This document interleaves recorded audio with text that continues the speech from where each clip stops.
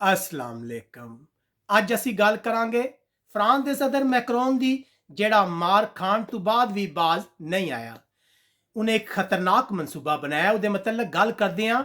ਜੈਸਾ ਕਿ ਤੁਸੀਂ ਲੋਕ ਜਾਣਦੇ ਹੋ ਕਿ ਮੈਕਰੋਨ ਨੇ ਇਲੈਕਸ਼ਨ ਜਿੱਤਣ ਤੋਂ ਪਹਿਲੇ ਆਪਣੀ ਆਵਾਮ ਨਾਲ ਵਾਅਦਾ ਕੀਤਾ ਸੀ ਕਿ ਉਹ 100% ਤਾਰਕਿਨ ਵਤਨ ਨੂੰ ਫਰਾਂਸ ਤੋਂ ਡਿਪੋਰਟ ਕਰ ਦੇਗਾ, ਲੇਕਿਨ ਉਹ ਆਪਣਾ ਵਾਅਦਾ ਪੂਰਾ ਨਹੀਂ ਕਰ ਸਕਿਆ। ਸਿਰਫ 15% ਲੋਕਾਂ ਨੂੰ ਹੀ ਡਿਪੋਰਟ ਕੀਤਾ ਜਾ ਸਕਿਆ। ਮੈਕਰੋਨ ਇੱਕ ਵਾਰ ਫਿਰ ਸਦਾਤੀ ਇਲੈਕਸ਼ਨ ਲੜਨਾ ਚਾਹੁੰਦਾ ਹੈ ਤੇ ਆਵਾਮ ਦਾ ਉਹਦੇ ਉੱਪਰ ਦਬਾਅ ਹੈ ਕਿ ਉਹ ਆਪਣਾ ਵਾਅਦਾ ਪੂਰਾ ਕਰੇ ਤੇ ਤਾਰਕਿਨ ਵਤਨ ਨੂੰ ਡਿਪੋਰਟ ਕਰੇ।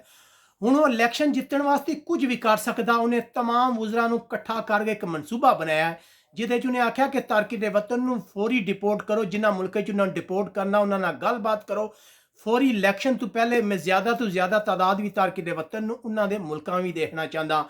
ਉਹਨੇ ਆਖਿਆ ਹੈ ਕਿ ਤਾਰਕਿਨ ਵਤਨ ਨੂੰ ਜੇਲ੍ਹ ਵਿੱਚੋਂ ਸਿੱਧਾ ਹਵਾਈ ਜਹਾਜ਼ ਤੇ ਬਿਠਾਓ ਤੇ ਉਹਨਾਂ ਦੇ ਮੁਲਕ ਰਵਾਨਾ ਕਰੋ। ਯਕੀਨਨ ਇਹ ਖਤਰੇ ਦੀ ਗੱਲ ਹੈ। ਮਾਹਿਰੀਨ ਕਹਿੰਦੇ ਨੇ ਕਿ ਇੱਕ ਬੜੀ ਤਾਦਾਦ ਵੀ ਤਾਰਕਿਨ ਵਤਨ ਨੂੰ ਫਰਾਂਸ ਤੋਂ ਡਿਪੋਰਟ ਕੀਤਾ ਜਾ ਸਕਦਾ। ਇਸ ਗੱਲ ਮੇਰੀ ਤੁਹਾਡੀ तमाम ਭਰਾਵਾਂ ਨਾਲ ਗੁਜ਼ਾਰਿਸ਼ ਹੈ, ਜਿਹੜੇ ਖਾਸ ਤੌਰ ਤੇ ਫਰਾਂਸ ਵਿੱਚ ਰਹਿ ਰਹੇ ਹੋ, ਉਹ ਮੁਤਾਦ ਰਹੋ, ਆਪਣੇ ਕੇਸਾਂ ਦੀ ਸਹੀ ਤਰੀਕੇ ਨਾਲ ਪੈਰਵੀ ਕਰੋ। ਇਸ ਤੋਂ ਇਲਾਵਾ ਜਿਹੜੇ ਲੋਕ ਫਰਾਂਸ ਜਾਣਾ ਚਾਹੁੰਦੇ ਨੇ, ਖਾਸ ਤੌਰ ਤੇ ਬਗੈਰ ਪੇਪਰਾਂ ਵਾਲੇ, ਉਹ ਮੁਤਾਦ ਰਹੋ। ਉਮੀਦ ਹੈ ਮੇਰਾ ਮੈਸੇਜ ਤੁਹਾਨੂੰ ਸਮਝ ਆ ਗਿਆ ਹੋਵੇਗਾ। ਤਾਂ ਆਪਣੇ तमाम ਐਸੇ ਦੋਸਤ ਜਿਹੜੇ ਫਰਾਂਸ ਵਿੱਚ, ਉਹਨਾਂ ਨਾਲ ਵੀ ਸ਼ੇਅਰ ਕਰੋ ਤਾਂ ਕਿ ਇਸ ਤੋਂ ਅਗਾਹ ਰਹਿਣ। ਅੱਲਾ ਹਾਫਿਜ਼।